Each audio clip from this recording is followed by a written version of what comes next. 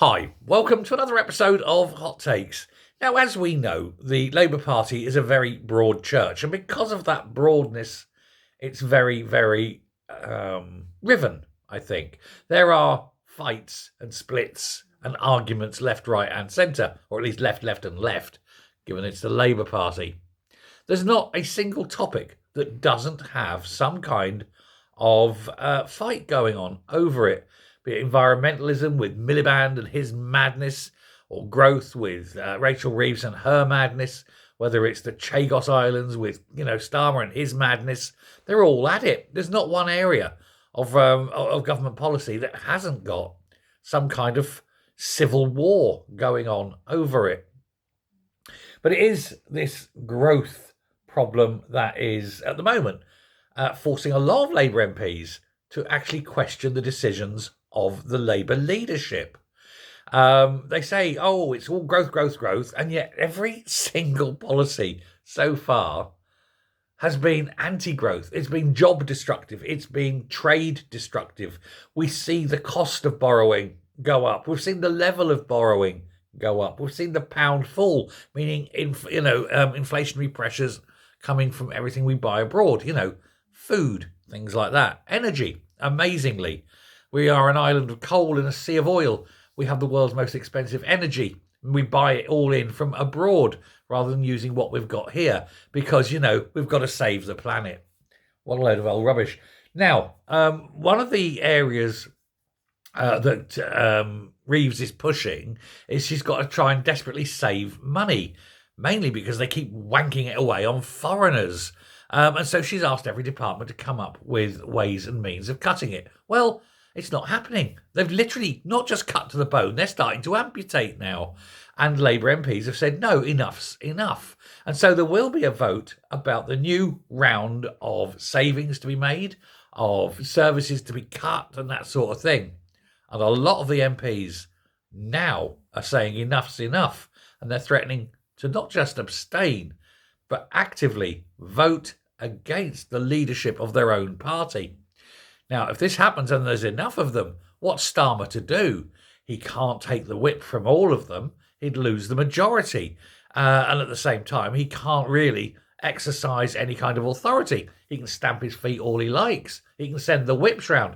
But if they all en masse ignore the whips, where does he go?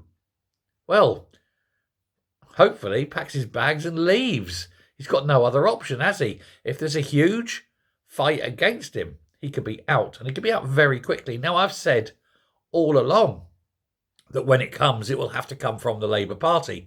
We have no way of getting rid of him for another 4.5 years. So, any kind of coup d'etat will be an internal coup d'etat. Although, who's going to take over? Pro tem, of course, it would be the Growler, but really, not long term, is it? You couldn't have her. Whereas Streeting, he would toss himself off a cliff trying to get hold of that particular seat, the seat of power. But I think even within the party, many people think Wes Streeting is not the man of the moment. Far too young, far too stupid. Again, a problem, isn't it? There's a lot of stupid in that party at the moment. No, the big one, of course, is Andy Burnham. Find him a seat, get him back. He becomes Prime Minister and fulfills his destiny.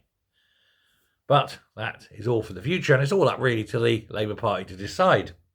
But it'll be interesting to see what's going on. Now, Treasury officials have understood, it's said, let's just say, because no one's coming out officially and saying anything. It's all lobby terms. It's all quiet, Here, tell you what, Gov. Yeah, hold that. Don't tell anyone, but all that sort of thing.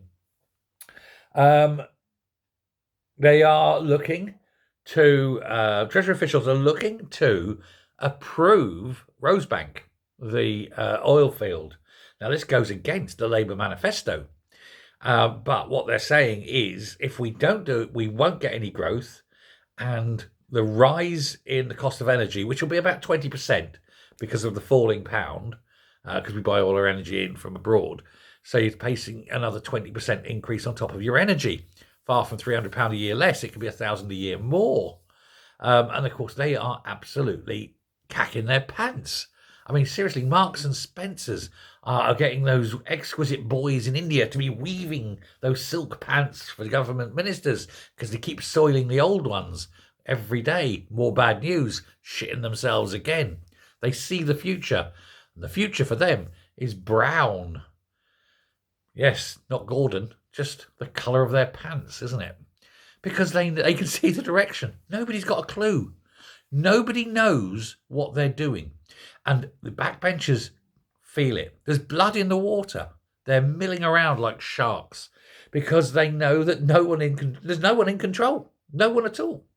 They're all filled with great ideas that, might turn out well, very Panglossian. We live in the best of all possible worlds. Well, not if you're Labour, because it's about to become an incredible nightmare. Especially if, as we say, the fuel bills go up by 20%. So yes, they're trying to go, right, let's get Rosebank out, let's put that into production. But that will take 5 to 10 years. Like the runway at Heathrow could be 10, even 15 years the way they do anything, because this is Britain.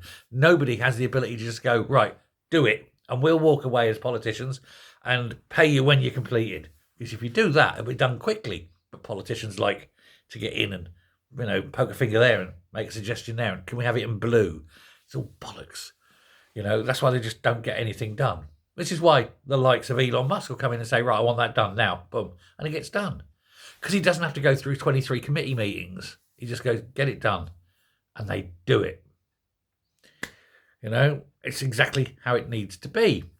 But with this bunch of clowns, I feel it's important that I have my say. Well, no, it isn't important at all. Now, go and clean your pants. Go and get your pants scraper and get yesterday's shit off to make it nice and clean for today's. Because let me tell you, I've got the growth figures. They're coming out in a couple of days. That'll make interesting reading, won't it? Yet more failure from the Queen of Fail herself. But what's Starmer to do? He's got nowhere to go. He's got no friends at court. He may be the king, but he's a very exposed king. And there's a lot of pawns milling around, ready to strike him down and checkmate this idiot out of existence. Off with his head, as they say. And it couldn't come any quicker than it needs to. And we're all waiting for it. Meanwhile, the Red Queen, of course, is making her play. She's got her people ready to go. We all know about the WhatsApp group. We all know that there's lots of players in there waiting patiently for the moment. I think the moment may be coming because once they get rid, of course, of Starmer, Reeves should be following him out the door, P45 in her hand, away back to whatever planet she comes from. And, of course, the best of all, Miliband, fired, out and gone. And hopefully some kind of common sense will come back. But I'm not going to hold my breath. Let me know what you think. Thanks a lot. Bye.